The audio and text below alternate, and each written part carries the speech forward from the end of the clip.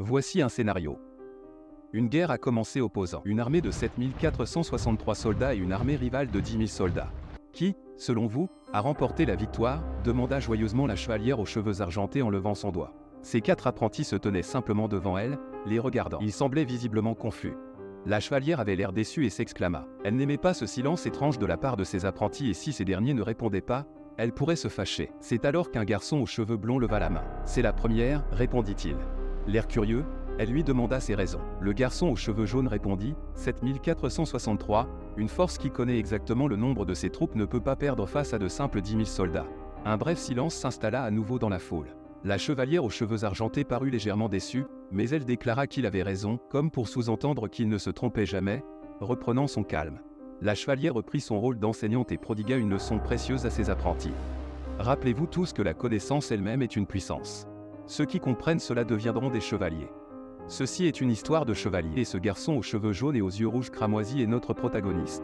Mais qu'est-ce qu'un chevalier? L'honneur, la justice, les principes que chaque chevalier s'efforce de respecter. Ils risquent leur vie au nom de la justice. Ce sont des êtres prêts à tout pour mourir avec honneur. Ils sont les héros de cette époque.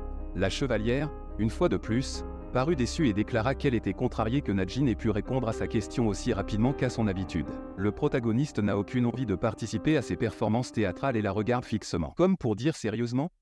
C'est demain, tu as mentionné avoir un examen demain. Vous avez l'air abattu malgré que je sois allé doucement sur vous aujourd'hui.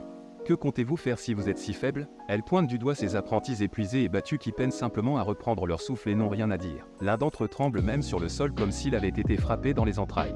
En les voyant dans cet état, elle décide de mettre fin à l'entraînement et demande à tout le monde de courir 100 tours avant de rentrer chez eux. Puisqu'il a donné la bonne réponse, Nadjin est le seul autorisé à partir plus tôt. 2 des apprentis lancent des regards noirs à notre protagoniste pour cette injustice, mais il semble simplement impassible. Le chevalier vigilant remarque cela et prévient les apprentis de se comporter gentiment les uns envers les autres. Car s'ils venaient à se battre entre eux, elle pourrait être obligée de les punir. Et ainsi elle disparaît du champ d'entraînement. Le chaos éclate immédiatement après son départ, car tous les apprentis semblent désespérés quant à leur chance de réussir l'examen. « Jin, tu rentres chez toi ?» demande l'un des apprentis alors que le protagoniste s'apprête à partir. Cela attire l'attention de l'apprenti à l'apparence agressive et aux cheveux verts. « Tu es fier d'être le seul exempté ?» hurle-t-elle de colère. « Ouais, c'est génial » répond-il froidement en lui tournant le dos. Mais elle n'avait pas fini de parler, « Je t'ai vu plus tôt quand tu te battais avec la chevalière. » C'est à ce moment-là que nous avons un aperçu de la puissance d'un véritable chevalier dans cet univers, alors que nous entrons dans un flashback montrant les apprentis se battant contre leur professeur plus tôt. L'apprenti aux cheveux verts rassemble toutes ses forces pour lancer le coup de poing le plus puissant possible sur elle, tandis que son ami tente de la prendre en tenaille. La chevalière jette un coup d'œil à gauche puis à droite juste avant que le coup ne la frappe au visage. Elle analyse calmement la situation comme si elle était capable d'arrêter le temps. Elle semble clairement déçue par le manque de créativité de ses apprentis. Puis elle passe à l'action. Elle saisit le coup de poing de l'apprenti aux cheveux verts et la projette sur son ami qui l'attaquait de l'autre côté, avec une précision inégalée. Le coup de poing qui était destiné à la chevalière atterrit donc sur le visage de l'autre apprenti. Puis, elle tourne sur elle-même et s'élance du sol avec une vitesse fulgurante pour assommer le garçon que l'on la voit plutôt trembler par terre. Le combat se termine après qu'elle ait donné un coup de pied au pauvre homme dans les tripes, avant d'atterrir gracieusement au sol. Au milieu de tout ce chaos, le protagoniste ne fait absolument rien, se tenant derrière ses compagnons d'apprentissage qui se font battre sans merci devant lui. Peut-être que le gars est un sadique et qu'il prend plaisir à la souffrance des autres. Nous le découvrirons bientôt. Retour au présent. La fille aux cheveux verts attrape Nadjin et demande une explication pour son comportement, ou plutôt son inaction. Elle lui demande pourquoi il n'a pas du tout aidé alors qu'il est clairement le plus fort parmi tous les apprentis. Encore une fois, le protagoniste écoute sa crise de colère en silence, détourne complètement son regard, ignorant complètement la fille comme le vrai Sigma qu'il est. Cela pousse l'apprenti aux cheveux verts à bout. Elle en a assez d'être constamment ignorée et se prépare à lui foutre une raclée. Sans même trembler, il se contente de regarder son poing se rapprocher.